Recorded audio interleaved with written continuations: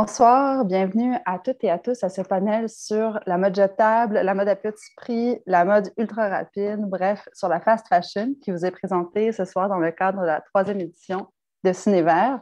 Cinévert qui s'est installé en ligne pour une deuxième année consécutive en raison des mesures sanitaires en vigueur, ce qui fait qu'on se retrouve ici sur Facebook à plusieurs endroits en même temps, puisque la discussion est diffusée sur la page de Cinévert, la page de Succo, de Funambule Média, qui sont les instigateurs du festival, ainsi que la page de Tank et la Maison du développement durable, qui sont tous deux partenaires de l'événement. Donc, bonsoir à tout le monde, d'où que vous nous veniez. Avant de commencer l'activité, on a l'habitude de prendre un moment pour souligner et reconnaître que les activités de Cinévert ont été organisées et se déroulent pour la plupart en territoire autochtone non cédé.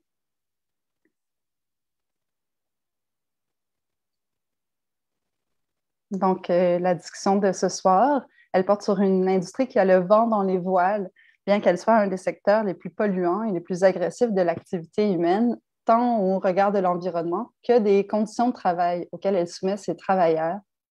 Donc, c'est de l'industrie du vêtement dont nous allons parler ce soir, plus particulièrement de sa dernière mutation, la fast fashion. Donc, je vous rappelle que la discussion est présentée en marge de la diffusion du documentaire Fast Fashion, les dessous de la mode à bas prix, ce qui a été sélectionné cette année pour la troisième édition de Cinévert, film de Gilles Bouvon et d'Édouard Perrin, qui est sorti ici en 2021.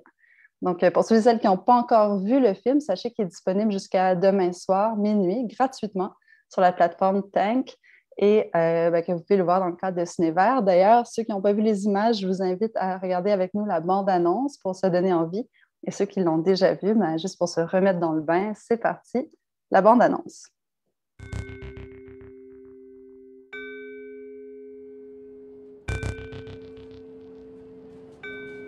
They may seem like great deals, but there is a high cost to fast fashion.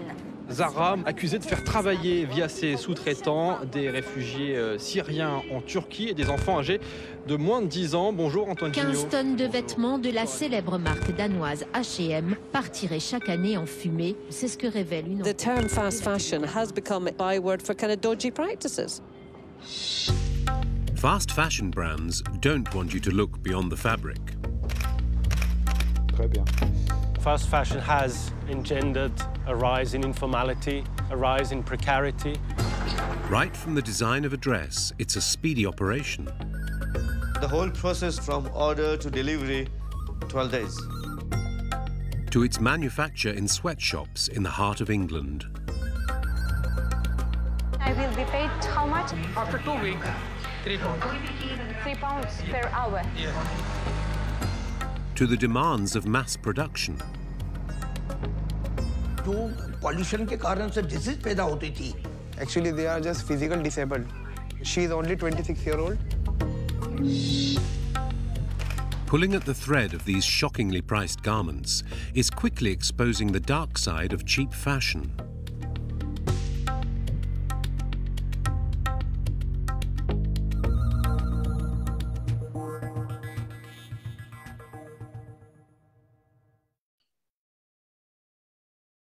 Donc, on est chanceux ce soir pour parler du film. On est en compagnie de Gilles Bouvon et d'Édouard Perrin, qui sont avec nous ce soir, malgré l'heure tardive en France, avec le décalage horaire. Bonsoir Gilles, bonsoir Édouard. Bonsoir. Merci. Ils ne sont pas les seuls. On est aussi accompagnés de Marie-Geneviève Cyr et de Caroline Larocque, qui sont respectivement artistes, professeurs de design de mode, chercheurs, designers. Marie-Geneviève, donc bonsoir. Bonsoir, allô. Et Caroline, qui est chargée du projet En mode agir au réseau des femmes en environnement. Bonsoir, Caroline. Bonsoir, Stéphanie. Salut. Donc, moi, je m'appelle Stéphanie Bourbeau. J'anime des projections au Cinéma sous les étoiles de Funambule Média et à Cinévert depuis quelques années. Je suis enseignante et citoyenne engagée. Donc, si vous me permettez quelques mots sur Cinévert avant qu'on commence, pour ceux qui sont à leur première expérience. Donc, qu'est-ce que c'est? C'est un festival de films documentaires sur l'environnement qui en est à sa troisième édition, comme je vous disais au début. Ça vise à faire rayonner des œuvres cinématographiques locales et internationales, en plus de créer des espaces d'échange pour favoriser la mobilisation citoyenne et la mise sur pied d'initiatives porteuses en matière de transition écologique.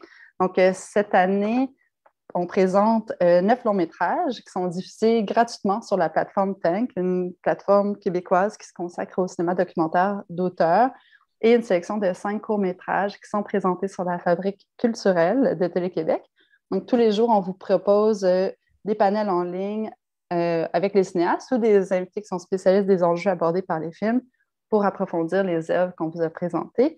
Le festival est le fruit d'une collaboration entre SUCO, un organisme de coopération internationale qui travaille à l'amélioration des conditions sociales, économiques et environnementales des gens qui vivent dans les pays du Sud globalisé, qu'on appelle les pays en développement, et de Funambule Média, donc qui fait dans la production et la diffusion de cinéma documentaire à caractère social et politique, et à qui on doit notamment le cinéma sous les étoiles.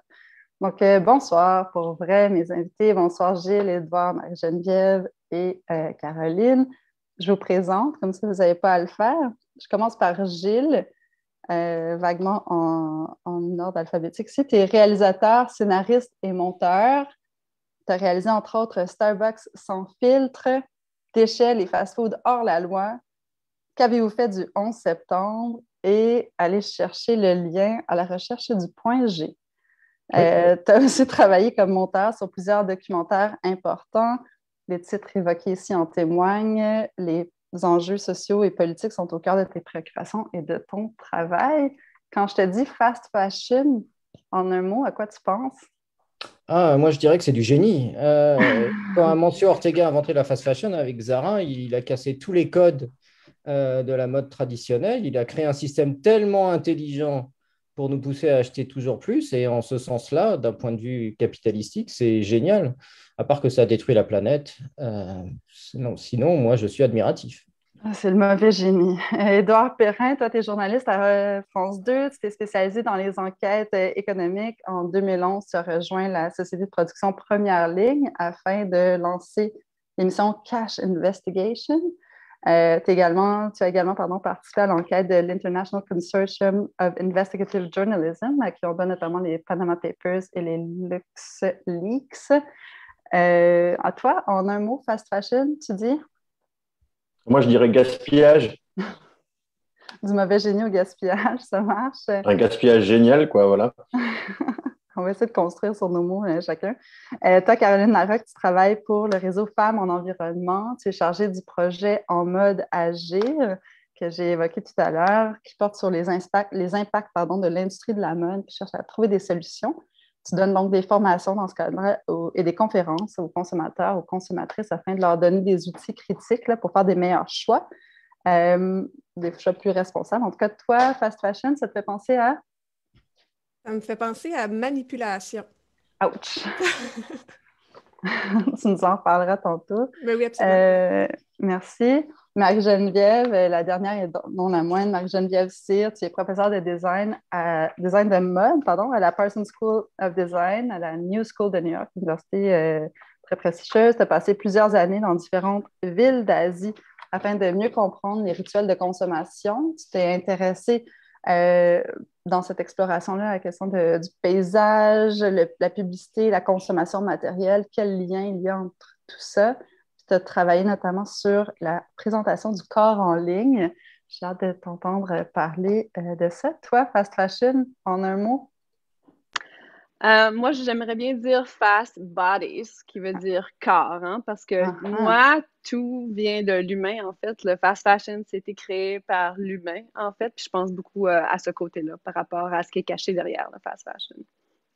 Oui, on oublie souvent nos corps, hein? On pense à la volonté, aux esprits, mais bon, j'ai hâte de t'entendre parler de ça.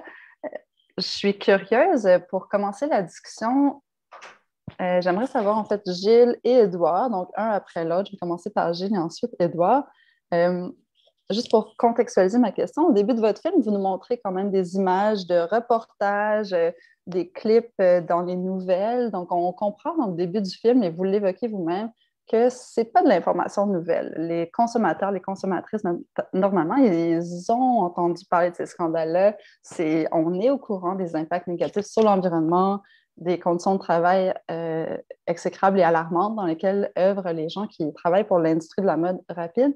Je me demande, ça a été quoi votre motivation donc, à faire un film partager plus d'informations et approfondir cette question-là. Donc, si vous pouvez nous dire, c'était quoi vos motivations, puis ça a été quoi le contexte d'émergence là, de ce projet-là?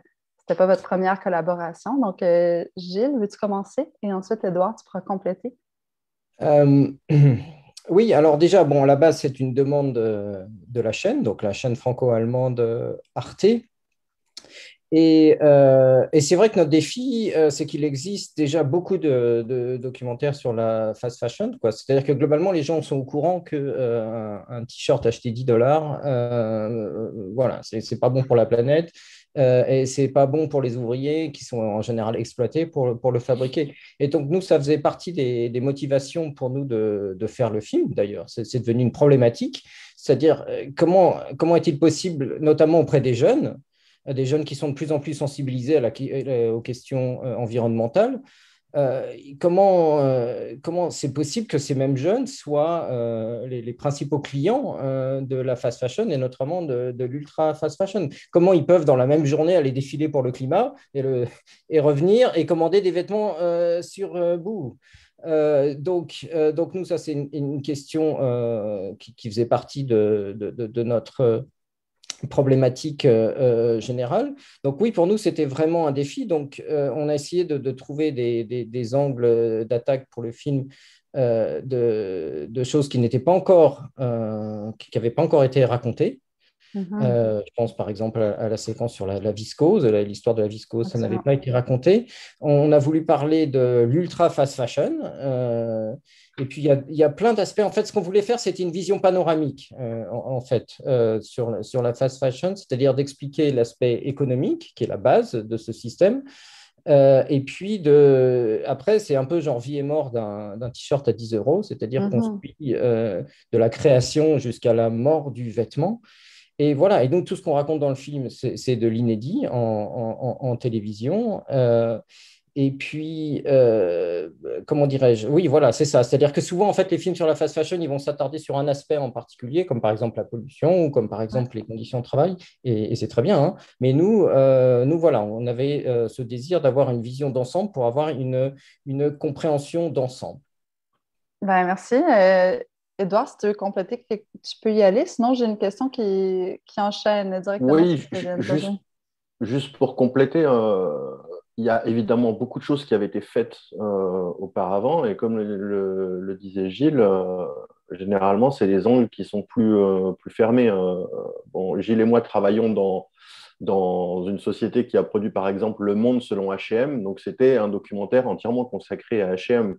Et nous, ça nous a donné, je dirais, beaucoup plus de volonté pour savoir un peu ce qui pourrait émerger, qui n'avait pas encore été vu. Et puis aussi, on a beau se dire que les choses ont été faites, mais les années passent et les choses évoluent.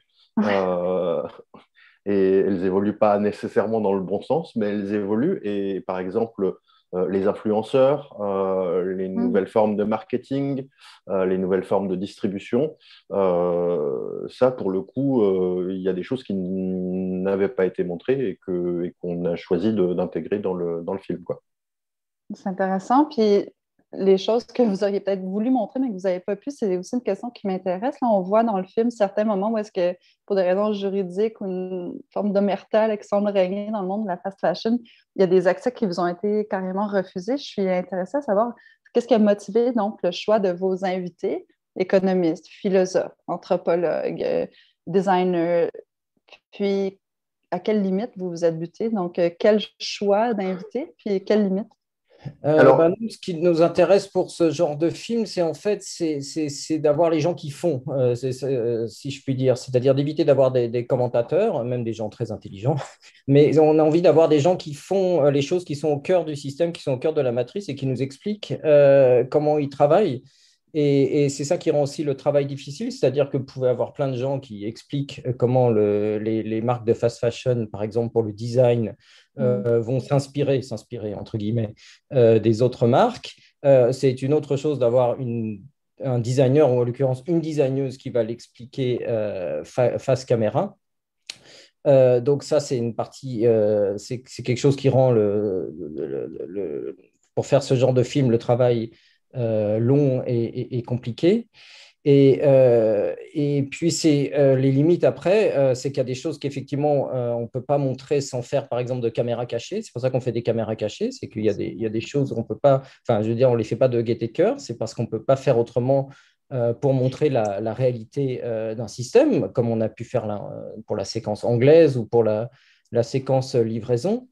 Et après, la limite principale, enfin le mur même, contre lequel on s'écrase, c'est que des grands groupes comme Zara, c'est que ils refusent de communiquer, ils refusent même qu'on puisse filmer dans leur magasin. Donc on se retrouve à filmer des vitrines, ce qui est assez frustrant visuellement. Mais au-delà de ça, c'est vraiment dommage parce qu'on aurait aimé qu'une marque comme Zara nous explique leur histoire, leur système, le système de la fast fashion qu'ils ont inventé. Mais voilà, Zara, par exemple, ne communique pas. Et après, ce culte du secret pour Zara, ça tient beaucoup à la personnalité du fondateur, hein, Mansour Ortega, qui n'a jamais accordé une interview de sa vie. Et les premières photos de lui qui existent, elles datent des années 90, quand il était vraiment obligé de les faire parce que le groupe rentrait en bourse. Donc voilà, et Zara, c'est une marque très opaque. Par exemple, je donne un exemple très concret. Il y a beaucoup de marques, et des grosses marques comme H&M qui fournissent, enfin qui donnent la liste de leurs fournisseurs dans les pays du tiers-monde.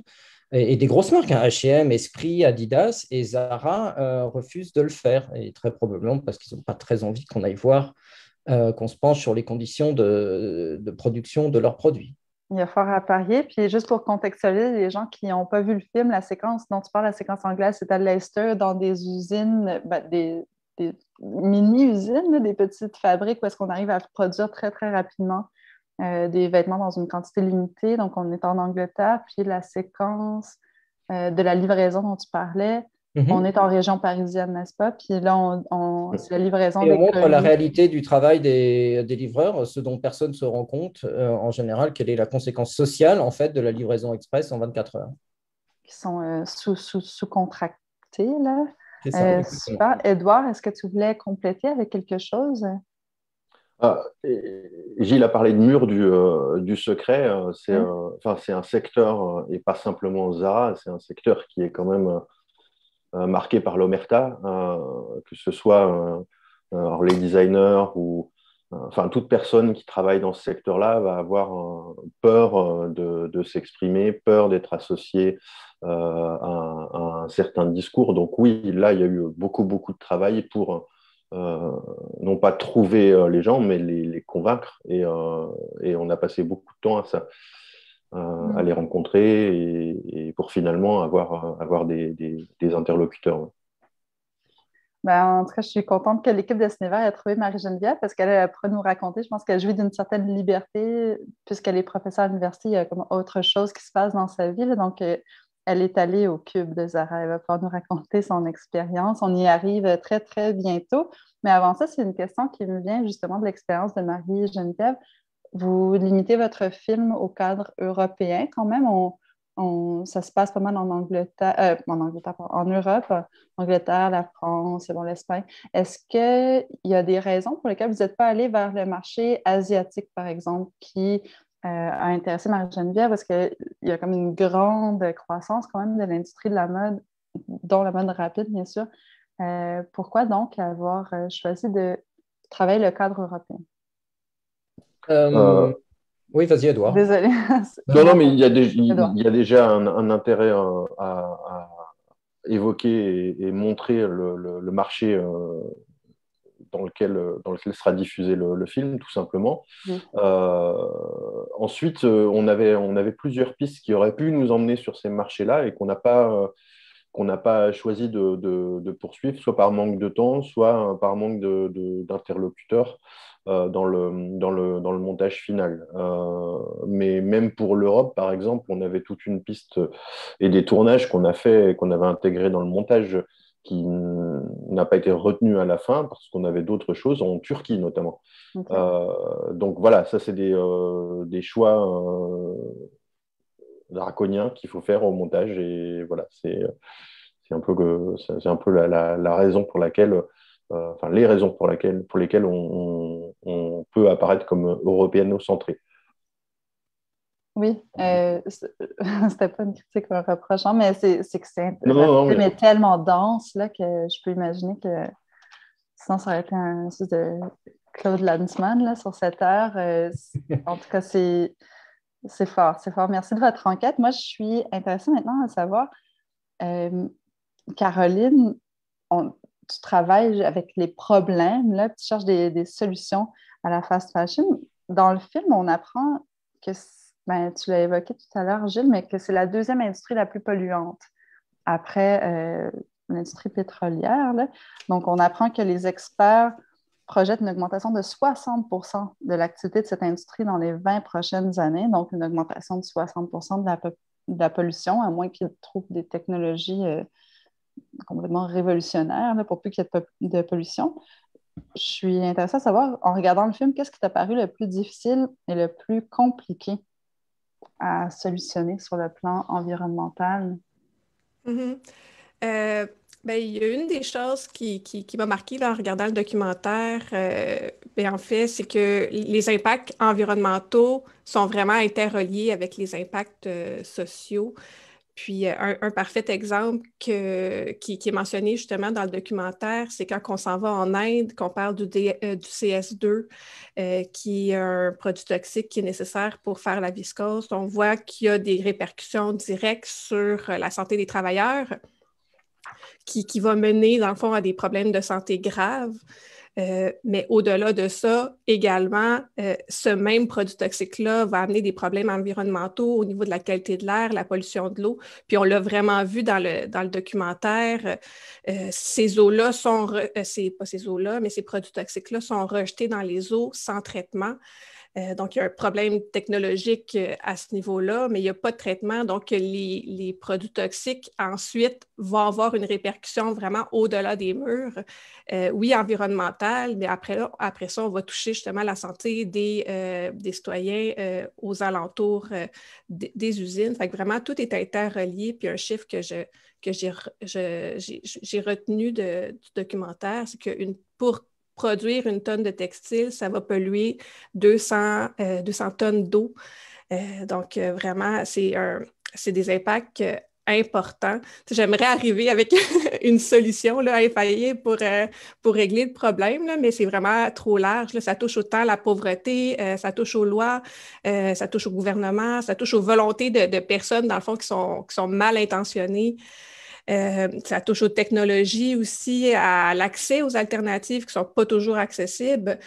Puis, ça va aussi toucher la volonté des consommateurs de vouloir toujours payer moins cher nos produits puis toujours avoir à renouveler constamment nos vêtements. Donc, c'est vraiment difficile là, à solutionner. Donc, tu sais, les solutions, ça part des gouvernements, des entreprises, mais aussi des citoyens, et ce, partout dans le monde. Là, on a l'exemple que je nommais, c'était en Inde, mais la problématique ne vient pas nécessairement de l'Inde. C'est toutes les actions qu'on va faire partout dans le monde, autant au Canada, les gouvernements, ça va avoir une répercussion ailleurs dans le monde. Donc, c'est des problématiques sans frontières. Puis, lorsqu'on parle de l'environnement, c'est justement ça. Là, la pollution de l'eau, ça sort de l'Inde, les gaz à effet de serre, comme tu dis, c'est une industrie qui est très génératrice justement de gaz à effet de serre, qui génère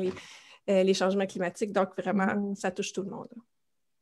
Merci, mais justement, pour parler de la complexité du problème, je trouve que la langue est souvent révélatrice. Là, Marie-Geneviève, j'ai envie de t'entendre, juste pour rebondir sur cette question-là. Bon, toi, tu es née à Carleton-sur-Mer, si je ne me trompe pas, en Gaspésie. Maintenant, tu travailles à New York, ça fait plus que 10 ans. Là. De l'anglais au français, bon, il y a fast fashion, mode jetable parfois, peut-être le contraire de mode durable, mode à petit prix. C'est quoi cette histoire-là de mode jetable, mode à petit prix, fast fashion? En quoi est-ce que tout ça s'est relié? Je pense que c'est un peu la même chose, en fait. La mode écologique, la mode surtout jetable. J'essaie de comprendre ta question un peu mieux là, en ce moment, mais je ne sais pas trop exactement tous les termes en français. Moi, j'utilise certains termes évidemment en anglais, mais... Qu'est-ce que tu utilises en anglais? Est-ce que tu utilises fast fashion seulement ou est-ce qu'il y a d'autres termes? Disposable fashion, qui est un peu disposable, jetable, c'est un peu la même chose si on veut. Mais oui, mais aussi dans le fast fashion, il y a beaucoup aussi genre counterfeit fashion, fake fashion, knock-off. Il y a comme un autre monde que le documentaire n'a pas du tout touché, en fait, qui existe aussi dans la mode aussi fast fashion. L'aspect du copier, ça a été touché dans le documentaire un peu, mais pas au niveau vraiment de la grosse reproduction et des genres l'égalité qui se passe un peu aussi. Ouais, tu pourras nous en parler après. Sinon, est-ce qu'Édouard et Gilles, vous aimeriez nous dire pourquoi est-ce que vous avez choisi donc fast fashion, les dessous de la mode à bas prix? Donc, juste parler un peu de ces glissements de sens quand même entre la mode jetable à bas prix. Il y a quand même quelque chose pour moi qui touche l'économique, le social, l'environnemental. Je crois en fait que ça répond aux différents aspects de la fast fashion en fait. C'est-à-dire que fast fashion, déjà fast, c'est à cause de la rapidité du cycle de production. C'est pour ça que ça s'appelle la fast fashion. C'est que quand Zara est arrivé, globalement, on était toujours dans le système de la mode traditionnelle qui était d'avoir une collection par saison et puis les soldes pour écouler les stocks. Et donc, Amancio Ortega, c'est en ça que c'est génial, c'est qu'il est arrivé, il a dit on va casser tous ces cycles de production, on va avoir un renouvellement permanent et ce renouvellement permanent va pousser les gens à consommer plus. Et il va faire, et son idée de génie aussi, c'est de produire en quantité limitée pour que justement ça parte vite et que les gens, quand ils vont dans les magasins Zara, ils trouvent jamais les mêmes produits en fait. Donc voilà, fast fashion à la base, c'est ce cycle de production Zara a mis en place un cycle de production qui permet de produire en 4 semaines. Ce qui est extrêmement rapide à la base. Donc ça, c'est pour fast fashion. Mode jetable, c'est parce que les vêtements ne sont pas conçus pour durer, justement, pour pouvoir les renouveler les plus possibles. Et mode à bas prix, c'est parce que le prix est un facteur important. C'est comme on dit dans le film, la fast fashion à la base, ça repose sur la copie des vêtements de luxe vendus à bas coût. En fait, c'est rendre le luxe abordable pour les gens, en fait. Donc c'est des mots différents, mais c'est les faces différents du cube, on va dire. Enfin, sans jeu de mots en l'occurrence, puisque le cube, c'est le siège de Zara. Arrivons-y, je veux en entendre parler. Marie-Geneviève, justement, tu es allée au Cube, tu as été invitée. J'aimerais vraiment ça que tu nous racontes. Ça a été quoi ton expérience là-bas? Puis qu'est-ce que la fast fashion représente pour le milieu de la mode, de l'intérieur? Tu nous as dit, nous, dans le mode, on parle de counterfeit fashion ou fake fashion. Donc, qu'est-ce que ça veut dire, la fast fashion, pour le milieu de la mode, puis la dimension artisanale, si on veut, dans le milieu de la mode? Qu'est-ce que la fast fashion a transformé? C'était quoi le Cube? Premièrement, je suis très heureuse que Gilles et Édouard ont vraiment focusé sur l'Europe, en fait, parce que ça aurait été très stéréotypé d'aller vers la Chine, en fait. Et puis, évidemment, il y a beaucoup d'avancements qui se fait en Chine en ce moment, et de régulation, règlements, tout ça, depuis les dernières années, en fait. Mais par rapport à Zara, alors, qu'est-ce que vous voulez savoir?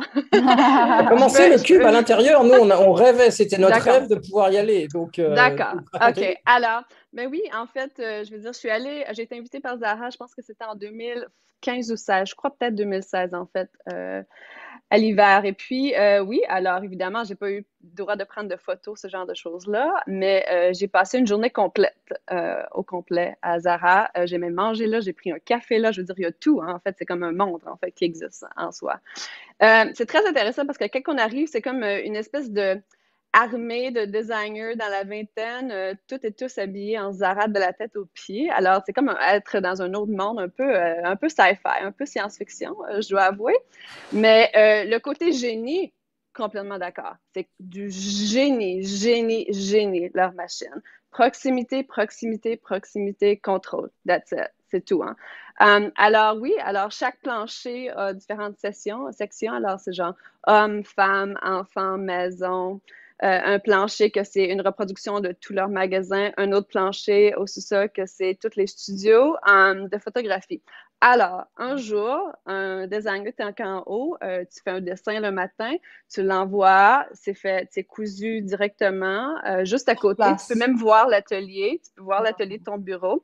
Alors, il y a des mannequins, des modèles sur place, ils essaient, bon, tu refais un autre échantillon, là, tu le fais dans le vrai tissu, tu l'apportes en bas, tu le photographies, tu le mets sur le site Internet dans la même journée. En un jour ou deux, ça se fait directement. Je comprends la production, c'est peut-être 4 mois.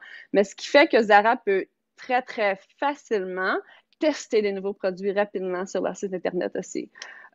Et puis, évidemment, le port, eux, ils ont leur port, évidemment, à la Corona aussi, en plus, avec leur bateau de marchandises et tout. À leur proximité, eux, ils ont tout. La ville entière leur appartient, presque un peu.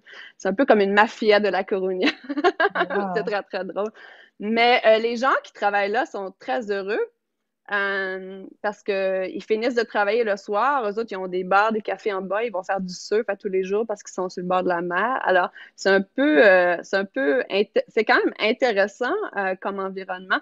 C'est vraiment mauvais à cause que c'est du fast fashion, mais c'est vraiment du génie, là, leur système à l'intérieur. Et c'est très immense, évidemment, c'est très, très, très grand. Et puis, il n'y a pas de mur du tout, alors tout est ouvert, hein. Sur chaque plancher. Et puis, le plancher que je disais de la reproduction de leur boutique, si on veut, c'est que ça leur permet que, mettons, ils reçoivent les nouveaux échantillons. Alors, il y a une équipe de marchandises, qu'on appelle merchandising. Alors, ils font un peu du display de magasin, ils envoient des photos, des vidéos, et puis là, ils envoient tout ça à leur magasin la même journée, parce que Zara, évidemment, ça change rapidement. Alors, mettons, les magasins qui ont en Inde ou en Europe ou en Chine, c'est complètement différent, la manière qu'ils font les stratégies d'achat, en fait. Voilà. Alors, ça, c'est une autre chose aussi. Mais c'est du génie complet, là. C'est assez intense. Qu'est-ce que vous voulez savoir d'autre? Oui, c'est ça, Gilles, Édouard.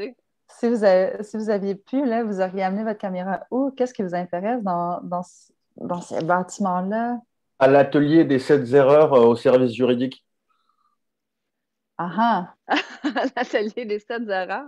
Puisque c'est ce qu'on raconte dans le... Enfin, c'est ce que la designeuse qu'on interviewe nous apprend pour éviter d'avoir des soucis avec les créateurs que Zara copie, puisqu'on peut dire qu'il s'agit de copier. Alors, eux disent s'inspirer, et donc il faut copier tout en faisant des différences pour être sûr de ne pas avoir de problème juridique. Et donc, ces designeuses nous disaient que le service juridique était sur le dos des créateurs pour voir et veiller à ce que chaque vêtement soit suffisamment différent pour ne pas entraîner de problèmes juridiques à la marque.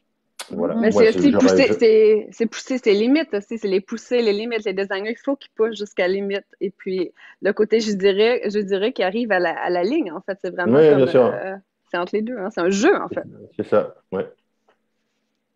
Moi, j'aurais bien aimé qu'ils nous montrent leur système informatique parce que Zara, c'est une des premières marques à avoir mis en place un système informatique interne qui fait que chaque achat en boutique de chaque boutique du monde entier arrive en direct à la Corogne. Tout arrive à la Corogne. Toute information arrive à la Corogne de n'importe quel magasin, qu'on soit à Valparaiso ou qu'on soit à Séoul. Et ce qui fait qu'ils peuvent constamment ajuster la production, corriger une production, avoir un retour immédiat de la vente de chaque modèle. Et comme ils ont les usines à proximité, ils peuvent d'un coup de curseur, changer une production, faire une modification, changer une couleur, changer immédiatement en temps réel. Et ils sont d'une réactivité incroyable et c'est absolument fascinant. Enfin, c'est une machine de guerre. Et ça aussi, ça tient beaucoup à Ortega. C'est à la fois un visionnaire et à la fois un bourreau de travail monstrueux. Ils sont sur la brèche en permanence pour être toujours les premiers. Et voilà, Inditex, c'est le leader du textile mondial et il y a des raisons pour ça. C'est que c'est vraiment une machine de guerre. Puis Marie-Geneviève, tantôt tu disais, les gens, ils sont comme super contents de travailler là, tout le monde dans la vingtaine, il y a un mode de vie qui vient avec ça, le bar, le café, c'est comme une colonie de travail, de vacances à la fois, là. Le surf. On voit aussi dans le film qu'il y a un aspect du travail qui, pour moi, me semblait, en tout cas pour un créateur, potentiellement très aliénant, hein, celui de la copie, de la copie, de la copie. Si la mode a déjà représenté, s'acheter des vêtements, le tiers du budget familial, c'était quelque chose, ça coûtait quand même cher parce que c'était du travail artisanal, des vêtements qui étaient durables avec peut-être des matières qui étaient plus dispendieuses, etc. Qu'est-ce que ça représente pour un créateur, pour la dimension artisanale du vêtement, qui a déjà fait partie, en tout cas, de l'univers de la mode, une industrie comme celle que propose Zara? En fait, le fast fashion, c'est l'aliénation du côté technique. Je pense que les gens, ils réalisent pas la technologie derrière chaque vêtement. Puis c'est un peu ce que le documentaire parlait aussi, en fait. Hein? C'est l'invisibilité, et voilà, que c'est ça, en fait, le gros problème. Le problème de la copie aussi, ça se passe vraiment pas juste au niveau de la fast fashion. Ça se passe à tous les niveaux de l'industrie de la mode. Ça, je veux juste le dire. Hein? C'est pas juste le fast fashion. Là. Ça peut être dans les modes de luxe aussi qui font la même chose, en fait. Okay. Mais le côté artisanal, un peu... En fait, moi, je pense qu'il y a une espèce de mode ou de montée d'intérêt pour la mode artisanale ou le slow fashion depuis plusieurs années. Puis je pense que moi, en fait, je crois vraiment, parce que je fais de la recherche là-dessus, que c'est vraiment une réaction de l'Internet.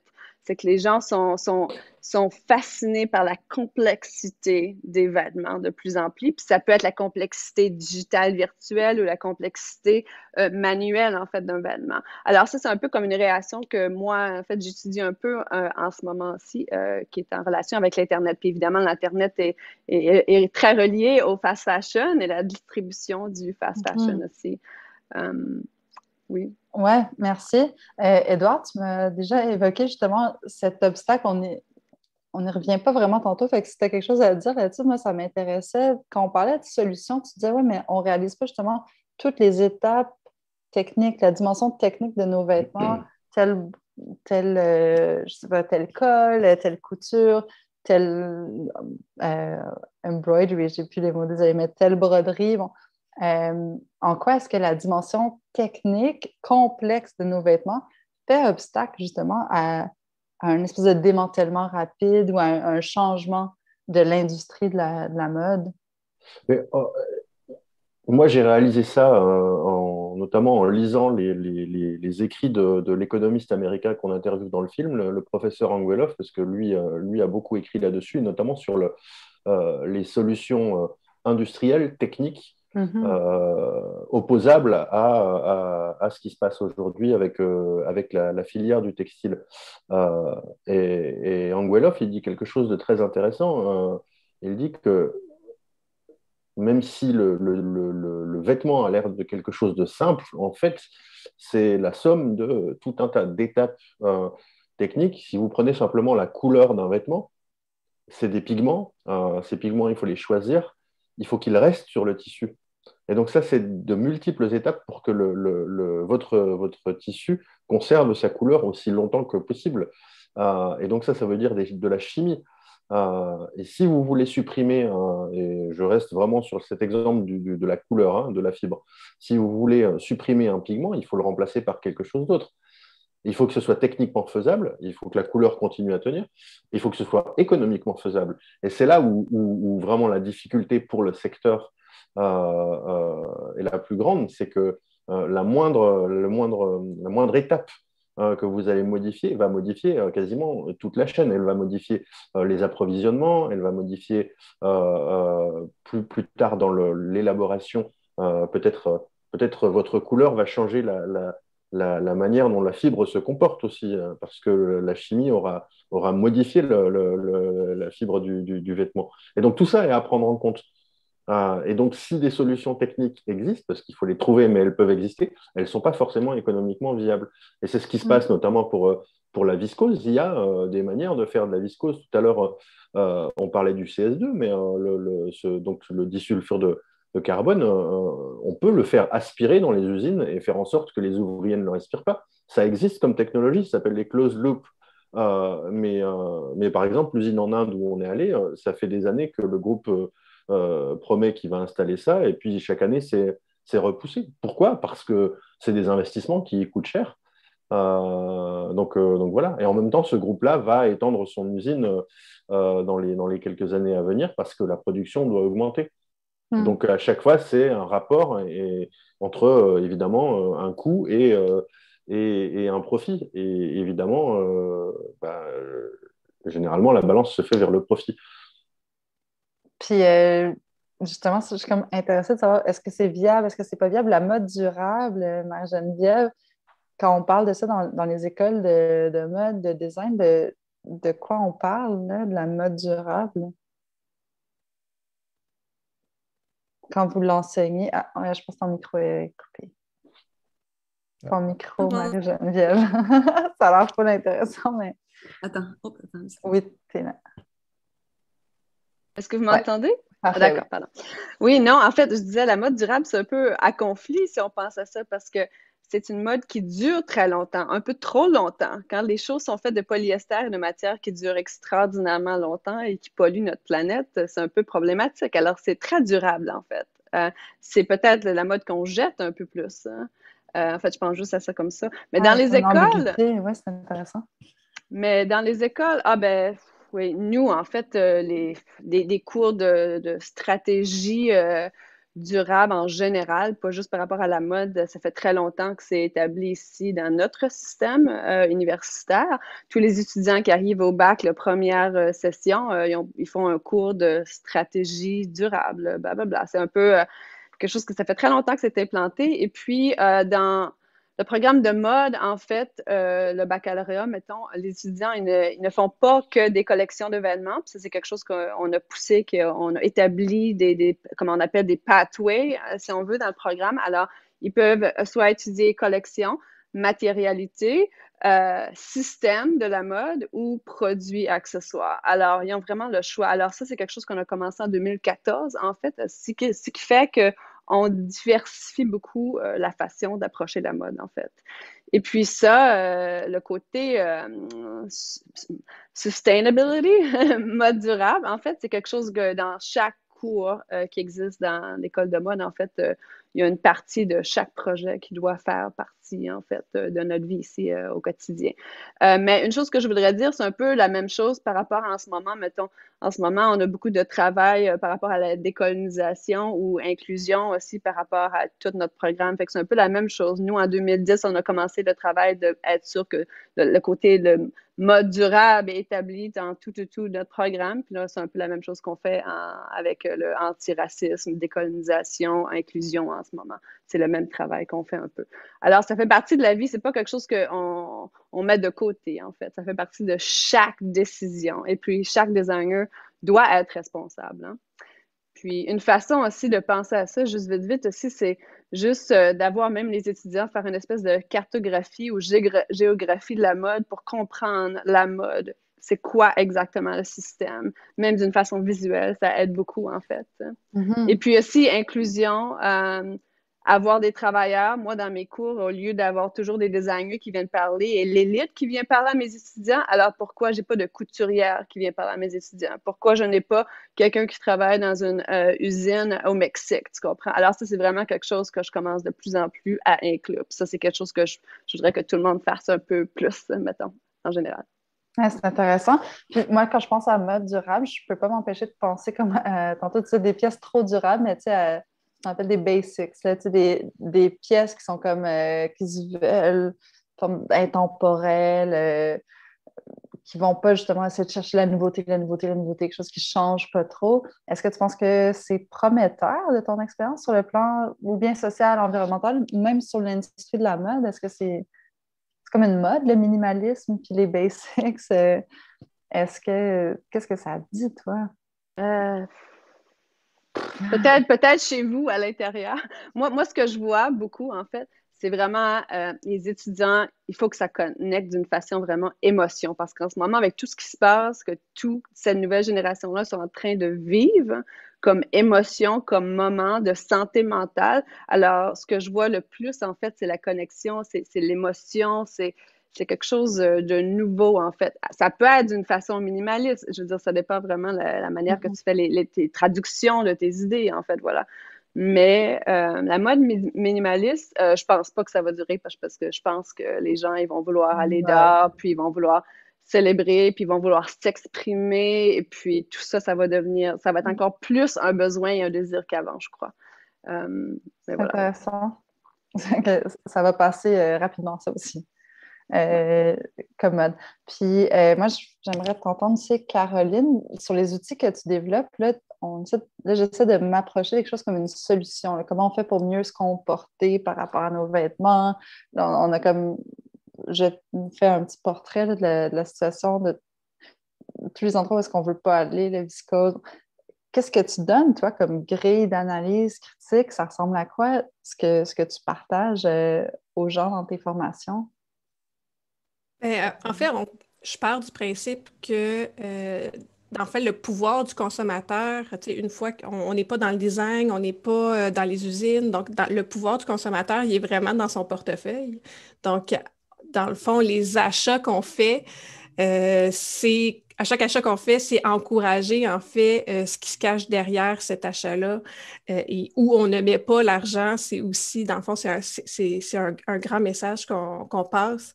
Fait que oui, dans les formations, c'est ça, j'essaie de donner des outils, un cadre d'analyse critique, mais c'est vraiment des pistes de réflexion. Puis la première étape qui est probablement la plus importante, c'est de s'informer. Tantôt, Gilles, Édouard, vous disiez que, en fait, c'est connu. Là, la population sait qu'il y a des impacts dans l'industrie de la mode, mais moi, j'ai l'impression qu'on ne le sait pas encore assez, qu'on a besoin de se faire répéter les choses souvent, puis surtout qu'on nous amène des solutions. Fait que vraiment, il faut continuer à s'informer, à être curieux, poser des questions. Bon, ensuite, une fois qu'on est conscient de ça, c'est sûr qu'on va aller vers des solutions. Puis là, il faut vraiment aller analyser nos besoins parce que je pense que, dans le documentaire, on parle du marketing.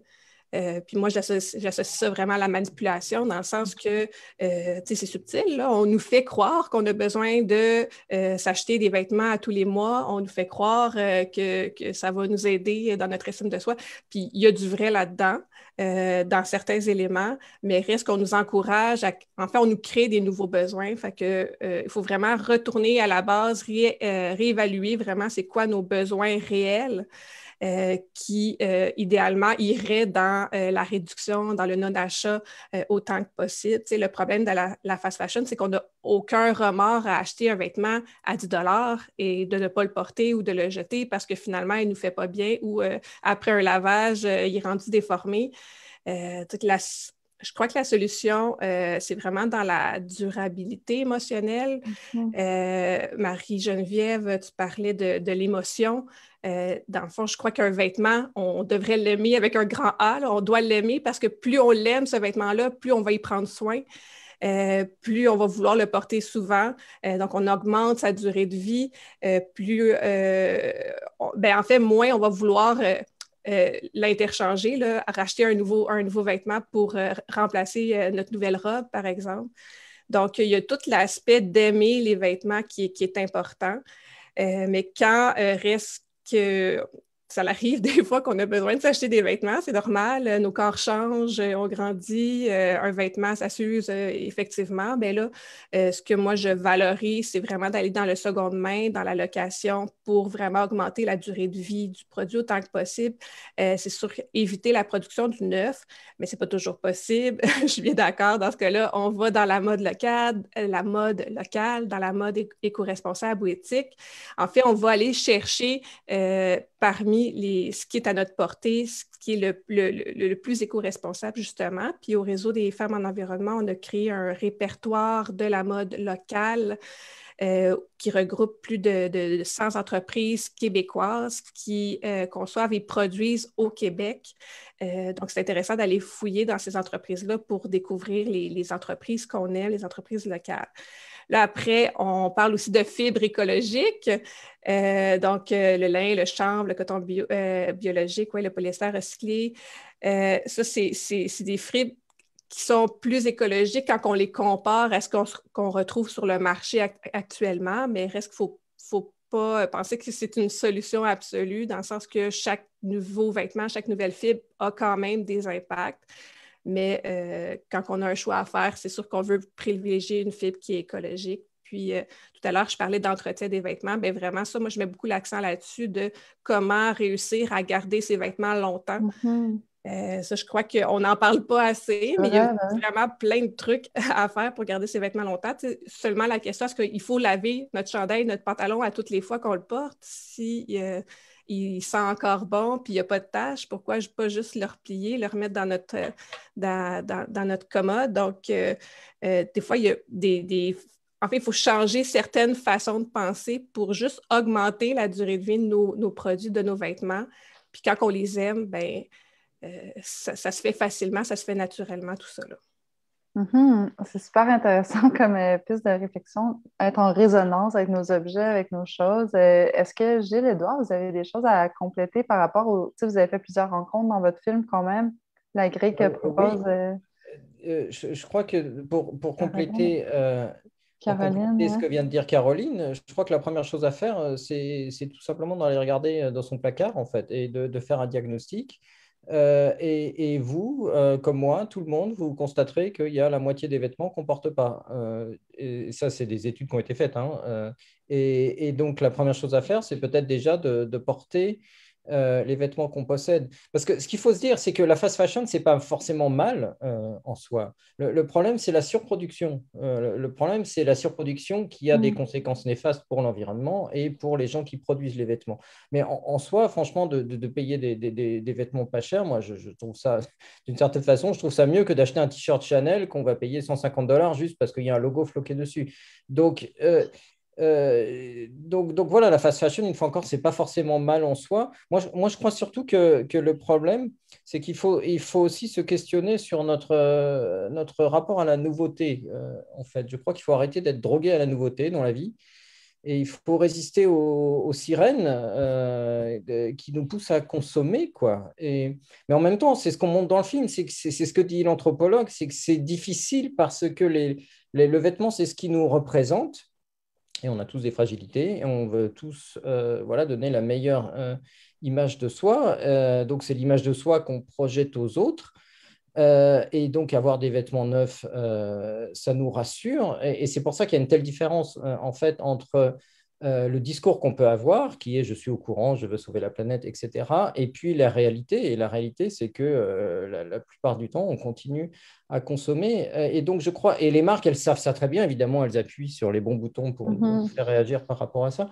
Donc voilà, moi, je crois qu'il faut essayer de tenter de résister à ces sirènes de la nouveauté. Et alors après, effectivement, la seconde main, très bien, sauf que bon, la seconde main, enfin en tout cas en France par exemple, souvent c'est assez onéreux, contrairement à ce qu'on pourrait penser, donc c'est pas donné à tout le monde. Les marques éthiques, pareil. Moi, j'en achète des vêtements éthiques, sauf que c'est plus cher que la fast fashion. Donc, tout le monde ne peut pas forcément l'offrir non plus. Donc, je crois que vraiment, il faut réfléchir à réduire sa consommation de vêtements. Tout simplement, il faut moins acheter et c'est possible. C'est possible parce qu'en fait, en général, on a déjà tout ce qu'il nous faut, quoi. Merci. Je viens de recevoir 2 questions là, du public que j'ai envie de vous envoyer direct. Par contre, avant de vous l'envoyer, Marie-Geneviève, il y a plusieurs choses que Gilles a dit qui me semblaient arriver quand même dans ce que tu as fait là, quand Gilles faisait le parallèle ou le lien, la corrélation directe entre hyperproduction. Je pense que c'est quelque chose que tu as documenté en Asie. En tout cas, j'ai vu certaines de tes photos qui étaient comme un peu vertigineuses, puis comme ça provoque une petite nausée là, de voir autant comme de chaussures comme ça. Allez voir le travail de Marie-Geneviève pour voir les photos. Donc, hyper production, puis la la nouveauté, l'addiction à la nouveauté. Est-ce que tu vois le même lien, toi, entre l'hyperproduction, produire, puis rendre le consommateur accro justement à cette nouveauté-là, cette possibilité de s'exprimer? Oui, comment je pourrais dire ça? Oui, en fait, moi, j'ai été fascinée beaucoup par la surproduction, surconsommation lors de mes plusieurs voyages en Chine, en Asie, au Vietnam et tout ça. Et puis, j'étais assez fascinée par la banalité, en fait, hein, par rapport au fast fashion. Ça, c'est quelque chose que ça m'intéressait vraiment énormément, en fait. Et puis, mais le fast fashion, le fait oui, c'est le fait, en fait, on produit beaucoup, mais il y a beaucoup de choses qui dort ou qui s'en va, en fait, comme déchets, en fait, voilà, qui sont même pas consommées, un peu comme je le parlais tout à l'heure, hein, en fait, il y a beaucoup de choses, c'est la surconsommation qui devient déchet, qui est un peu problématique, en fait, aussi. Évidemment, moi, dans un monde utopique complètement, ça serait qu'on arrête de produire pendant, même si ça serait juste 1 mois par année, 2 mois par année, 3 mois par année, que toutes les usines du monde entier arrêteraient, ça serait incroyable, en fait, parce qu'on parle des consommateurs d'arrêter d'acheter. Évidemment, c'est le numéro 1, mais aussi c'est la production, en fait. On produit beaucoup de vêtements. Pourquoi? Parce que les gens veulent les acheter, tu comprends? Alors, c'est vraiment ça. Et puis, de rétablir, en fait, nos relations personnelles à nos vêtements, c'est quelque chose un peu que Gilles parlait aussi, hein? Surtout en pandémie, en fait, hein, tu étais chez vous. Alors, voilà, hein, tu peux analyser ton wardrobe, tout ton garde-robe, et puis voir, en fait, qu'est-ce que tu portes à tous les jours maintenant, hein? On ne porte pas toujours les mêmes vêtements comparé à avant aussi. Alors, ça va On est avoir moins en un impact. représentation, là. En fait. Ça change. J'ai ici une question, si vous êtes capable de... Je ne sais pas si vous avez l'expertise pour y répondre, mais peut-être que vous avez rencontré des intervenants qui vous en ont parlé. Quelqu'un, Gabriel Ferland, demande par rapport au modèle économique, justement, puis aux impacts environnementaux, qu'est-ce qui va arriver aux marques qui sont comme intermédiaires, si on veut, plus chères que la mode dite jetable ou la mode à bas prix, mais beaucoup moins chères quand même que la mode haut de gamme, là, donc cette espèce de marque intermédiaire. C'est pas spécifié si on parle ici de marque en mode éthique, là. Donc, est-ce que vous avez entendu parler, peut-être Marie-Jeannette a la réponse, non, mais qu'est-ce qui va arriver à ces marques qui sont ni de la fast fashion, puis ni de mode designer de haute couture, hein? C'est une très bonne question. En l'occurrence, c'est que, en fait, on se rend compte que justement, le milieu de gamme, on va dire, c'est quelque chose qui a beaucoup de mal à exister, en fait. C'est-à-dire que la fast fashion, ça cartonne, et le luxe, c'est stratosphérique aussi, hein. Tous les chiffres qui sont sortis, là, tous ces groupes-là n'ont absolument pas souffert de la pandémie. Donc, en fait, les gens qui ont le plus de difficultés, si tant est qu'ils existent encore, c'est justement un milieu de gamme de qualité de vêtements qu'on va garder 2, 3 ans, 5 ans, et qui vont être justement entre les deux, qui vont être plus chers que chez Zara, et donc là, voilà, parce que ce qu'il faut comprendre, c'est que en fait, le luxe, tout repose sur la marque et le poids de la marque, le poids d'un logo, le poids de l'histoire d'une marque. Et ça, c'est quelque chose qu'on construit à coup de marketing et de publicité. Et donc, le luxe a des moyens considérables. On sait qu'il y a il suffit d'ouvrir n'importe quel journal. C'est pas plus éthique, hein? Non, mais dans le film, on ne parle pas du luxe parce que c'est un film sur la fast fashion, mais ce n'est pas comme si le luxe, c'était bien, hein. Non, le luxe, aller voir, il y a énormément de choses à dire aussi, oui, c'est ça. sur le luxe. À Première Ligne, notre agence, on a fait des films aussi sur le luxe. C'est une horreur aussi. Donc, ce n'est pas pour dire que le luxe, c'est bien. Vraiment pas. Et le truc, c'est que en fait, pour construire cette image de marque, il faut dépenser énormément d'argent en publicité. Et ça, une marque moyenne ne peut pas le faire. Donc, ces marques-là connaissent de grosses difficultés, effectivement. Ça me fait penser, peut-être que vous l'avez déjà vu les autres, mais à ceux qui nous écoutent, Merci Patron, c'est un film qu'on a présenté au cinéma sur les étoiles. Je pense que c'est un excellent film aussi pour aller voir du côté des groupes de luxe. François Ruffin là, fait un travail pour montrer comment les groupes LVMH, en tout cas. on a d'autres questions ici qui nous viennent. J'ai envie d'entendre peut-être Caroline, que j'ai l'impression de ne pas avoir beaucoup entendu dans la dernière moitié de la conversation. Quel conseil, donc, Caroline, vous auriez à donner pour une personne qui est consommatrice, donc peut-être un consommateur? La seconde main, est-ce que c'est une alternative efficace ou non? Peut-être on peut parler au Québec. Mon expérience, c'est qu'au Québec, c'est peut-être pas aussi dispendieux que ce que tu disais, Gilles. Qu'est-ce que tu as à dire, Caroline, par rapport aux vêtements usagés, seconde main, les friperies? Oui. Oui, en effet, c'est quand même... en tout cas, je ne peux pas comparer avec la France, mais c'est quand même assez accessible financièrement au Québec. Je crois que quelqu'un qui veut commencer à acheter usagé, il devrait commencer par faire le tour de toutes les friperies de son coin, parce qu'on remarque que quand on magasine dans une friperie, c'est pas nécessairement les mêmes styles que dans les autres. Il y en a des plus petites qui vont se concentrer sur des vêtements plus style de travail, d'autres plus des vêtements de tous les jours. Tu sais, moi, j'ai fait ce parcours-là d'aller voir toutes les friperies dans mon coin. Puis j'ai pris l'habitude de, si j'ai besoin d'une robe, une nouvelle robe pour l'été, d'aller spécifiquement dans une en particulier. Maintenant, il existe aussi des applications cellulaires.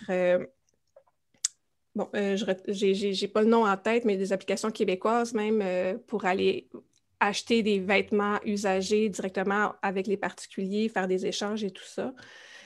Donc oui, c'est facile, c'est possible d'aller se procurer des vêtements usagés. C'est sûr que ça demande une autre façon de faire, dans le sens qu'on ne peut pas aller magasiner en ligne, faire telle couleur, c'est ce que je souhaite, tel modèle. Donc c'est vraiment de changer sa façon de faire. On parle des consommateurs qui ont peut-être l'habitude de magasiner beaucoup. C'est sûr que de passer directement à l'usager, c'est difficile. C'est sûr que quand je discute avec des amis qui aiment vraiment beaucoup magasiner, ça vient toucher une corde sensible de parler de la fast fashion et des impacts. Moi, ce que je leur conseille, c'est vraiment d'y aller petit à petit, puis déjà commencer à cibler des marques qui ont déjà des meilleures pratiques ou qui ont déjà commencé à faire attention aux conditions de travail ou à des aspects environnementaux. Déjà là, je crois que simplement la réflexion ou l'arrêt qu'on fait, en fait, avant d'acheter un vêtement, de dire « Attends, non, je ne vais pas acheter cette marque-là, je vais prendre un petit 10 minutes de plus, je vais réfléchir, peut-être que je vais pouvoir aller dans un autre magasin. » Je pense qu'on a besoin de cette pause-là, cet arrêt-là, pour être capable de faire des meilleurs choix. Là, c'est nécessaire. On veut éviter l'achat impulsif. Là, je pense que c'est le plus important. Là. Merci. J'aimerais entendre, là, c'est vraiment une question que je vous lance à tous les quatre, parce qu'on a déjà un petit peu abordé, mais pas frontalement, il me semble. Puis c'est comme inspiré quand même d'un commentaire aussi de Stéphanie Dupont, qui est semi-une question, semi-un commentaire. Donc, elle dit que pour elle, la première solution, je pense en tant que cadre d'analyse, première chose, c'était le non-achat. Comme chez les bouddhistes, le non-agir, on ne fait rien, on regarde notre garde-robe, puis on ne bouge pas, on porte autre chose. Donc, arrêter d'acheter, ça lui semble une solution qui n'est pas très réaliste. Et elle dit surtout au niveau des jeunes. Je comprends ensuite, tu dis le seconde main, puis ensuite local, éthique et tout ça. Par rapport justement à l'implication puis à la mobilisation des jeunes. On se sait très mobilisés sur la question du climat. Qu'est-ce qu'il y a à dire sur la dissonance, si on veut, cognitive, là, entre ce qu'on sait de la mode, ce qu'on fait, des choses qu'on se cache? Qu'est-ce qu'on peut dire de la mobilisation des jeunes là, par rapport à acheter moins? Est-ce que c'est quelque chose qui va faire long feu? Acheter moins. Ça commence avec l'éducation. Ça commence toujours avec l'éducation. Et puis, ça commence pas à l'école de mode. Ça commence en première année à l'école primaire. C'est ma réponse. Voilà. Oui, bien dit. Puis, tu sais, ça revient au principe que oui, ils savent, mais pas beaucoup. il faut Ils leur savent répéter, tellement ça. leur faire comprendre plus. Puis c'est vrai que le non-achat pour les jeunes, c'est pas réaliste parce qu'ils grandissent toujours. Fait que c'est normal que d'une année à l'autre, une année à l'autre, ils ont besoin des nouveaux vêtements. Fait que d'essayer de les convaincre en leur disant « arrête d'acheter », je pense qu'on ne va pas aller en chercher beaucoup. Fait que c'est sûr qu'il faut aller chercher vers les alternatives. Encore là, la mode locale, est-ce qu'ils ont les moyens de s'en acheter, d'acheter de la mode locale? Probablement pas encore à l'adolescence et tout ça quand ils ont juste un petit emploi d'été ou de l'argent de poche. Là. Donc, c'est vraiment, je pense, un processus qui commence, oui, à la jeunesse, mais qui doit faire vraiment son bout de chemin pour que, quand ils vont être à l'aise financièrement, de pouvoir faire peut-être plus des meilleurs choix. Mais reste que le non-achat, c'est peut-être pas réaliste, mais la réduction, oui, certainement. Alors, on peut quand même réduire le nombre de T-shirts qu'on s'achète pour un été. C'est ça, c'est sûr. Je pense aussi à des actions. Est-ce que c'est Extinction Rébellion? Je ne me rappelle pas, mais au temps des fêtes ou dans des moments de grands achats, je les ai vus aller devant les magasins pour faire cette sensibilisation-là, puis montrer devant les magasins les pratiques qu'ils appellent criminelles, qui se passent dans les coulisses. L'action directe, l'éducation dès la première année, tu dis, Marie-Geneviève. Est-ce que vous avez des commentaires justement sur l'action directe? Est-ce que toi, tu donnes des formations, Caroline? Je te mobilise beaucoup, mais qu'est-ce que ça donne comme impact, ce genre d'action-là? Je crois personnellement que ça vient toucher une corde sensible. Fait que oui, ça fonctionne à un certain point, mais si ça ne vient pas avec des solutions, je crois qu'on va juste se sentir mal, puis après, on va faire notre bout de chemin comme on le faisait avant. Fait que oui, on fait un gros coup, puis on parle des impacts ou d'un impact en particulier, mais après, on donne une alternative. Qui est vraiment accessible justement à la clientèle qu'on parle. Là. Il faut vraiment parler plus de solutions. On parle beaucoup d'impact, mais on ne parle pas, selon moi, beaucoup des solutions. Je pense que c'est là que ça bloque un peu l'action là, en ce moment. Moi, je voudrais parler juste 2 secondes de la fierté québécoise aussi. Que moi, en étant quelqu'un de l'extérieur, à chaque fois que je retourne au Québec, ça me marque la fierté québécoise, les produits locaux, côté nourriture, ce genre de choses-là. Les gens sont très, très fiers et puis sont très, très connectés. Même quand moi, je vais en Gaspésie, c'est incroyable comment que les gens sont connectés aux produits locaux.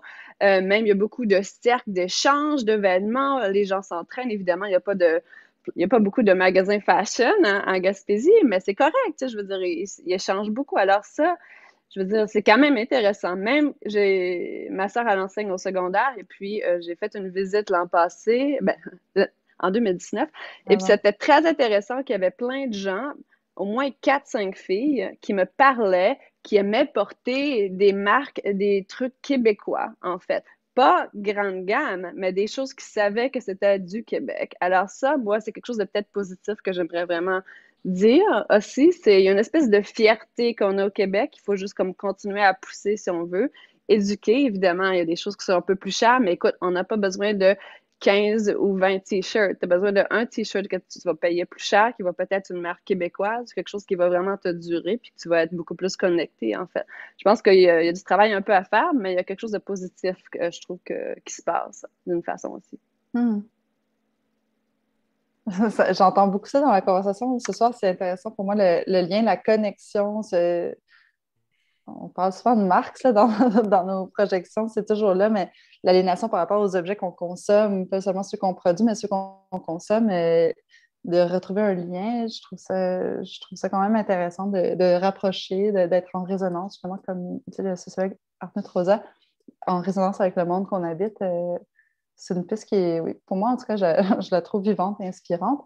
Est-ce que vous avez quelque chose là, j'essaie de penser ceux qui nous écoutent et qui ont envie, je sens les gens qui sont d'accord avec nous, qui ont envie d'entamer des discussions avec leurs proches. Caroline, tu fais beaucoup ça, mais Gilles, Édouard, l'argument là, qu'on nous ramène toujours, oui, mais c'est des emplois quand même. Tu sais. S'il n'y avait pas ces emplois-là, qu'est-ce qu'ils auraient? Moi, j'ai entendu ça toute mon adolescence, ma jeune vie adulte. C'est une bénédiction, en fait, pour ces milieux-là, d'avoir des emplois dans les usines de vêtements. Je pense au Bangladesh. C'est dommage qu'il y a des toits qui tombent. C'est dommage qu'il y ait des accidents de travail, mais c'est un travail. Il y a une famille qui en dépend, etc. Qu'est-ce qu'on peut répondre aux gens qui disent que c'est un geste éthique, finalement, de participer à cette industrie-là comme consommateur? Juste un exemple et une anecdote. Je mentionnais plutôt le fait qu'on était parti tourner en Turquie pour que finalement on n'utilise pas la partie tournée en Turquie sur Zara. Donc, je peux raconter que on a visité plusieurs usines de fournisseurs de Zara, de leur ligne éthique justement, et non pas de la ligne normale, la ligne éthique. On a rencontré un patron qui s'apprêtait à licencier la moitié de ses ouvriers parce que les contrats que lui fournissait Zara ne lui permettaient pas de payer ses ouvriers. C'est-à-dire qu'il est obligé de prendre les contrats pour ne pas fermer boutique complètement, mais en même temps, les prix que lui garantit Zara ne sont pas, et de très loin, suffisants à faire vivre son usine et à faire vivre les ouvriers. Et on parle souvent aussi de minimum vital pour les ouvriers. Il y a aussi de quoi se vêtir, il y a aussi de quoi éduquer ses enfants. Pour reprendre l'exemple turc, en Turquie, tout a énormément augmenté en Turquie ces dernières années. Il y a une énorme crise économique. Les salaires, eux, n'ont pas augmenté, loin de là. Les salaires sont restés les mêmes. Donc oui, certes, il y a une filière économique qui existe et pourtant, elle ne permet absolument pas ni aux petits patrons de ces usines et encore moins aux ouvriers de s'en sortir. C'est qu'il y a un vrai souci. Et tout ça, c'est parce qu'il y a une pression pyramidale sur les coûts de manière constante et continue. Vas-y.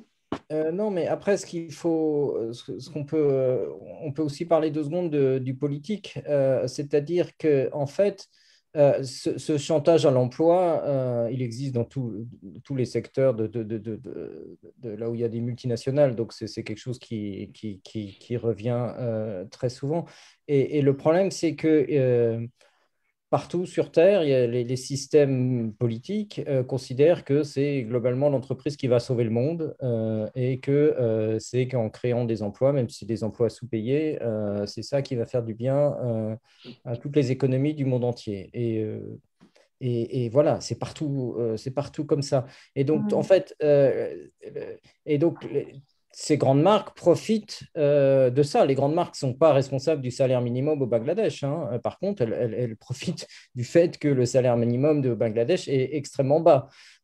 Donc, en fait, le truc, c'est que tant que le politique ne mettra pas plus de pression sur les entreprises pour qu'il y ait comment dirais-je, d'un point de vue environnemental ou d'un point de vue social, il n'y ait pas plus de progrès et d'implication de la part des entreprises, tant qu'il n'y aura pas de pression du politique, les entreprises ne vont pas le faire. Alors nous, à notre niveau individuel, on peut faire nos efforts, effectivement, pour choisir des vêtements dont on connaît mieux la source. Mais c'est aussi aux politiques d'agir. Et les politiques ne le font pas. Alors, c'est partout, enfin nulle part, je veux dire. Nulle part ça n'a lieu de mettre des poids plus importants des lois plus importantes pour que les entreprises soient plus respectables. Donc il y a un niveau individuel, mais il y a aussi un niveau politique. Puis au niveau de je voudrais juste dire une chose aussi, c'est que nous, on peut faire tous les efforts qu'on veut chez nous. Après, pour ces marques-là, ce n'est pas chez nous que ça se passe. Je veux dire, chez nous, nos marchés sont saturés déjà. Donc, pour eux, les futurs développements, c'est en Chine, c'est en Inde, et ce sont des pays qui, pour l'instant, n'ont pas du tout en tête d'avoir que ce soit d'un point de vue écologique ou que ce soit même au niveau des conditions de travail, de faire des progrès. Donc, tu parles de la masse de consommateurs? Oui, de la masse. Les marchés, c'est la Chine. Et toutes ces marques-là, Zara, Inditex, ils veulent se développer en Chine. Ils ne veulent pas se développer chez nous. Chez nous, c'est bon, c'est fait. Donc nous, effectivement, on peut faire nos efforts pour pour consommer mieux, mais c'est pas là où ça se passe. Voilà, là où ça se passe vraiment, c'est dans des pays où ils sont à 100 lieues d'avoir ce genre de préoccupation pour l'instant. C'est une des voilà, c'était une petite note un peu conséquences pessimiste. paradoxales et difficiles. Hein? La classe moyenne s'agrandit à l'échelle de la planète, puis on parle souvent des répercussions dans le festival sur la viande, la consommation de lait. Ça touche tous les secteurs, finalement. Exactement. Mais ce n'est pas nous qui allons dire ça de nos positions du Nord, de dire qu'on ne veut pas que les autres accèdent au même niveau de confort. Par contre, c'est pertinent de nommer les conséquences environnementales de ça. On a d'autres commentaires. La soirée se termine bientôt, là, surtout pour vous qui nous joignez de si loin. On nous demande au sujet des invendus. Donc, H&M a dû jeter, brûler des tonnes de vêtements depuis les dernières années. Ça fait scandale en Europe. On peut imaginer plutôt que de vêtir des gens qui en ont peut-être besoin. Même les marques de luxe européennes ont ce problème d'inventaire invendu. Qu'est-ce que vous en pensez de ces inventaires invendus? Est-ce qu'il y a une solution? Est-ce qu'il y a une manière de gérer ça?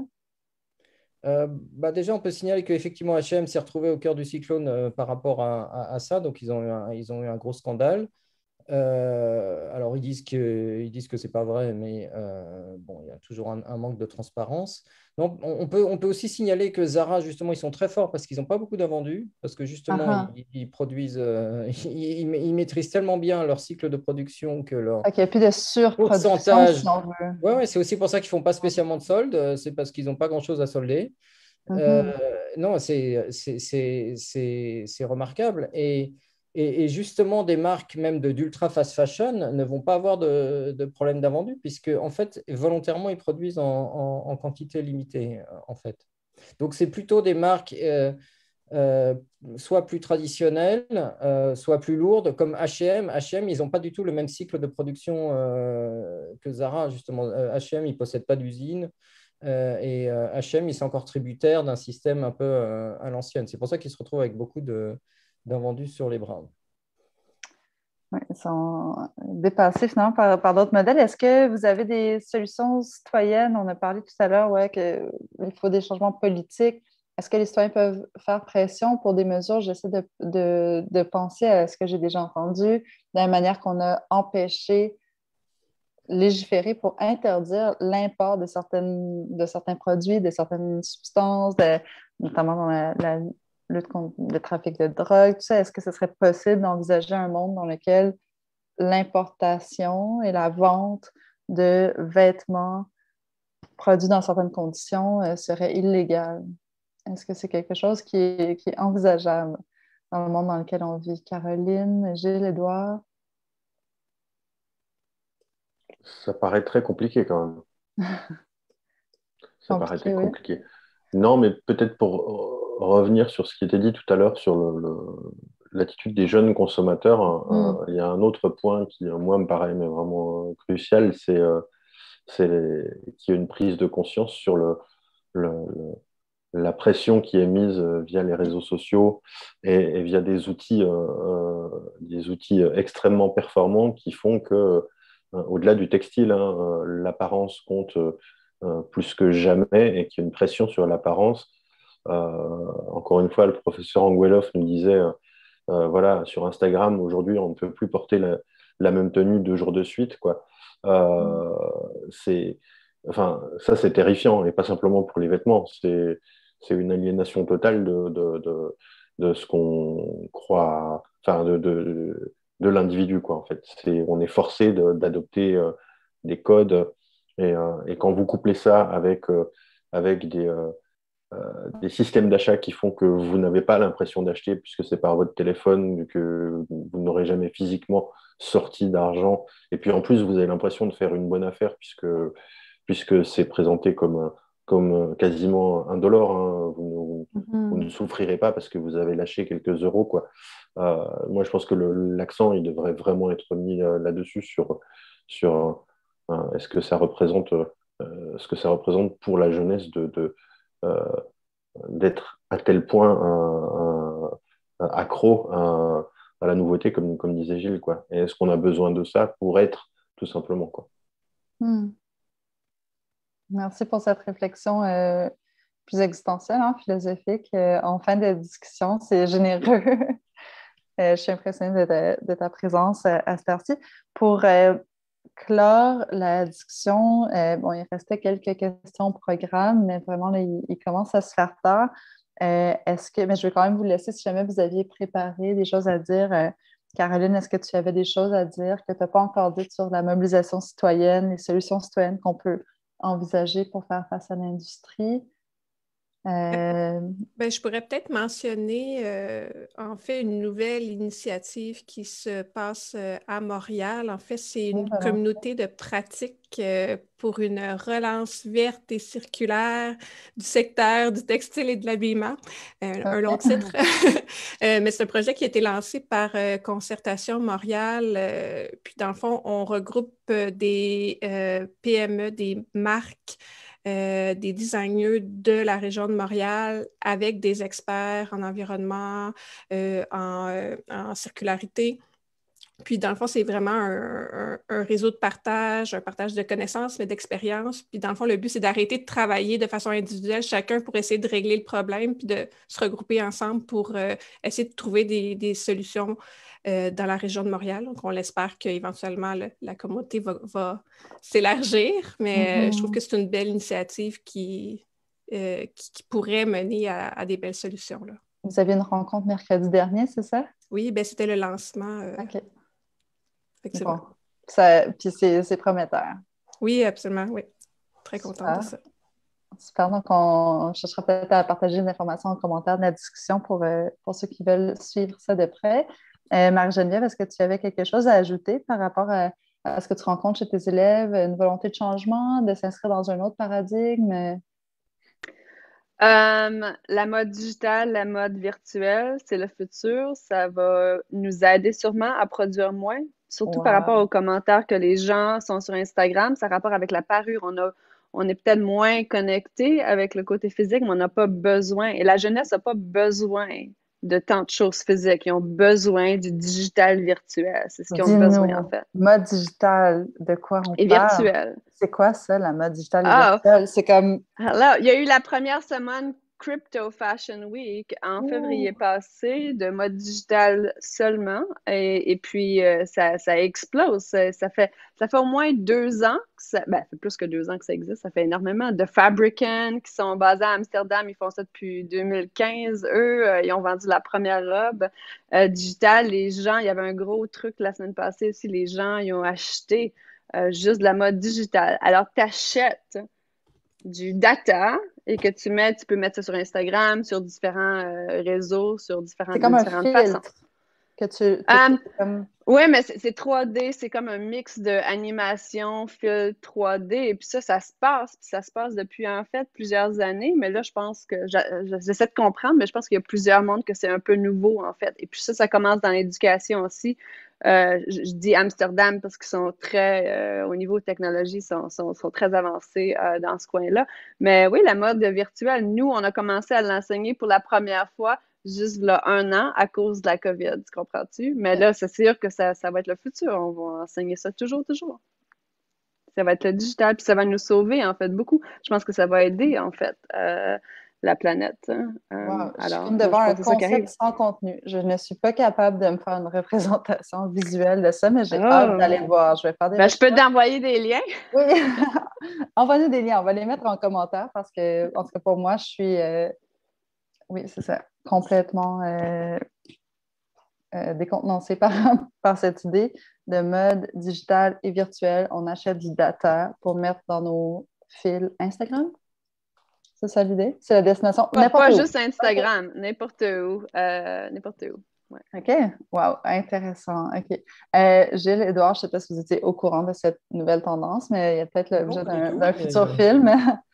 Mais ça a l'air bien. Non, mais effectivement, si ça réduit la surproduction, moi, je soutiens. Parfait. Pour se laisser sur une note un peu légère, là, je suis comme intéressée par vos vêtements parce que tout à l'heure, tes cheveux ont bougé, Marie-Geneviève, et j'ai vu ta robe. Est-ce que vous avez envie de nous faire... Puis là, je pense avoir des yeux assez aiguisés pour voir quel chandail tu portes, Édouard. Un chandail qui, je pense, va te durer très longtemps et que tu as payé très cher. Euh, J'en ai un à la maison, c'est ma fierté aussi. Gilles, j'ai envie de savoir là, en un mot, c'est quoi que vous portez là, ce soir? Comme sur les tapis rouges. Alors, Gilles, ce soir? J'ai mis une chemise pour bien présenter. Elle vient Non, d'où? C'est quoi ton lien affectif à ta chemise? Non, par contre, non, depuis que je fais le film, depuis que j'ai fait ce film, c'est vrai que j'ai changé mon rapport aux vêtements. J'en achète pratiquement plus. Et aussi, c'est quelque chose qu'on a dit, c'est que je les lave très peu aussi, parce que je me suis effectivement rendu compte que voilà, c'est pas parce qu'on a porté une chemise une journée, si on n'a pas sué comme une brute, on peut tout à fait la remettre le lendemain, ou voire même encore. Voilà, donc, en fait, voilà, on peut faire des gestes simples pour faire durer ces vêtements plus longtemps. Donc, en tout cas, moi, ce film m'a permis de vraiment réfléchir à toutes ces questions. Génial. Marie-Geneviève, ta robe? On veut la voir. C'est pas un robe, c'est un top, mais je veux dire. Ah, OK. Mais là, OK, moi, je suis quand même privilégiée parce que je sais comment faire des vêtements. Et puis, quand j'ai le temps, ce que j'ai pas beaucoup dans ma vie, mais j'essaie un peu de fabriquer des vêtements. Mais ça vient d'une série parce que ma recherche, c'est vraiment basé sur l'impact de l'Internet, sur la recherche et le design, en fait. Et puis, j'ai commencé, il y a à peu près 2 ans, d'écrire quelque chose qui s'appelle Post-Internet Poetry. Écrire la poésie post-Internet, en fait. Et puis, j'ai un site web qui s'appelle jeuxdemots.club, qui est très intéressant. Je peux t'envoyer le lien aussi. Et puis, c'est une série. Et puis, oui, moi, je fais des caftans un peu parce que c'est zero waste. Alors, presque tout est zero waste. Mais ça, ce soir, c'est parce que ça dit sustainable verbs, alors les verbes qui sont associés à la mode durable, en fait. Et puis, voilà. Il y en a plusieurs. Bref, oui, alors il y en a plusieurs. Reduce, prevent, protect, promote, consider, choose, save, share, shift, solve, support. Il y a plein de verbes qui existent par rapport à ça. Puis je suis un peu fascinée par le langage, en fait, que l'Internet a par rapport à ce qu'on vit. Bref, c'est une longue histoire. Merci. Mais t'as l'histoire la plus fascinante sur ton vêtement, c'est sûr. OK, je vais essayer, Édouard. Essaie de nous envoûter autant avec ton vêtement. C'est breton. Oui, normand. C'est un chandail breton. Attention, pas normand, breton. Non, c'est ça, je voulais faire la polémique. Voilà. On dit Saint-James ou Saint-James? Ah, c'est pas un Saint-James, celui-là. Ah non, OK. Non, c'est une autre marque, je sais, c'est Braise Mode. Voilà. OK. Bon, super. Durable. Ben, j'espère. Local. Caroline. J'espère. Oui, moi, en fait, c'est un basique. C'est un chandail tout simplement très blanc qui vient de Message Factory à Saint-Jean-sur-Richelieu. Donc, conçu localement en fibre en chanvre. Donc, une belle boutique là, à visiter à Saint-Jean-sur-Richelieu. Merci.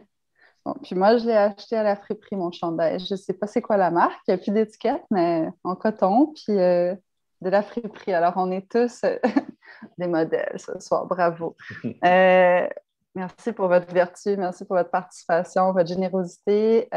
Franchement, est-ce que vous avez des choses à ajouter? Sinon, je pense que je nous laisserai sur cette note. On a fait le tour des questions qui nous ont été adressées, qu'on a reçues du public. Les commentaires en dessous de la publication, notamment, vont venir rechercher les choses dont on a discuté. Sûrement qu'il va y avoir des liens très, très rapidement là, pour ce dont nous a parlé Marie-Geneviève, ainsi que Caroline, peut-être des pistes du film. Donc, je vous remercie vraiment, là, Gilles Beauvon, Édouard Perrin, Marie-Geneviève Cyr, Caroline Larocque, de votre participation.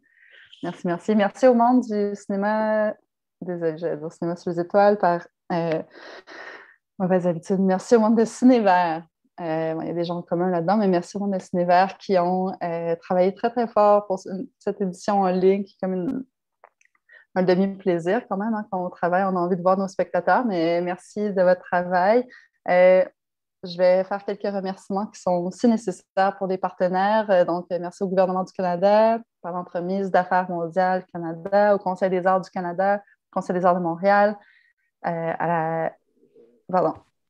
au ministère des Relations internationales et de la francophonie. Cinévert remercie aussi la Caisse d'économie solidaire des Jardins, la FTQ, la Maison du développement durable, l'arrondissement Rosemont-la-Petite-Patrie, ainsi que la Maison de la culture de Rosemont-la-Petite-Patrie qui a collaboré donc à la présentation de l'événement de ce soir. Merci aux partenaires médias, la radio universitaire Choc, la radio universitaire CISM et la radio communautaire CIBL. Évidemment, merci à Tank, merci à la Galerie d'art Galéa qui sont des partenaires essentiels du festival. Donc, je vous rappelle que Cinévert, c'est en ligne. On est ensemble jusqu'au 24 avril 2021, donc il reste encore 5 jours. On a jusqu'à demain soir pour voir Fast Fashion. J'imagine que là, vous avez bien envie de le voir, ceux qui ne l'avaient pas encore vu. Puis, je vous invite aussi à une discussion qui va être présentée demain, en marge du film Le Dernier Tuyau, qui est disponible lui aussi sur Tank, présenté dans la programmation de Cinévert, 3e édition. Donc, Le Dernier Tuyau, c'est une sorte de road trip cinématographique qui fait enquête sur GNL Québec, le projet controversé de pipeline de gaz naturel. Donc, vous pourrez poser vos questions aux cinéastes et aux intervenants du film qui vont être là pour la discussion. Toutes les informations sont sur le site Internet de Cinévert et sur la page Facebook de Cinévert. Donc, je vous invite à vous abonner, à aller voir ça et à aller sur Tank, la plateforme dont je vous ai parlé plus tôt, qui se consacre complètement au cinéma documentaire d'auteur. Il y a une section Cinévert. Vous allez voir tous les films du festival. Les films sont toujours disponibles 4 soirs gratuitement. Donc, juste aller voir, ça bouge. Là, tout ce qui est disponible, ça évolue au cours de la semaine. Donc, c'est tout pour ce soir. Merci Edouard. Merci Gilles. Merci à vous. Merci Marie-Geneviève. Merci Caroline. Merci. Bonne soirée. Bonne soirée. Bonne soirée. Au revoir. Bonne soirée. Au revoir.